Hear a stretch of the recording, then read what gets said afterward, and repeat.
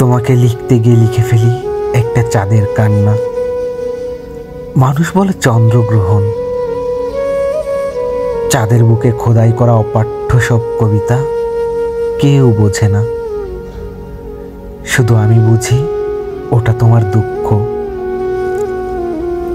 তোমাকে লিখতে গিয়ে লিখে ফেলি ধূসর পৃথিবীর অলিখিত এক পাণ্ডুলিপি। পৃথিবীর বুকে চড়ে বেড়ানো ভীষণ একটা শান্ত মানুষ। আমি দেখি এক পৃথিবীর যন্ত্রণা নিয়ে বেঁচে আছো তুমি। তোমাকে লিখতে গিয়ে লিখে ফেলি একটা উত্তাল সমুদ্রের অপরাজিতা রঙের জল,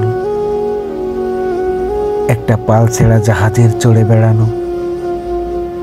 আমি জানি তুমি ওই সব অপরাজিতার রং, তোমার চোখের জল। তোমাকে লিখতে গিয়ে লিখে ফেলি ভালোবাসার সারমর্ম। অতঃপর তুমি চলে গেলে পড়ে থাকে একটা শূন্য বুক। আমি মেনে নেই সব বুকে ভালোবাসা জমা থাকে না।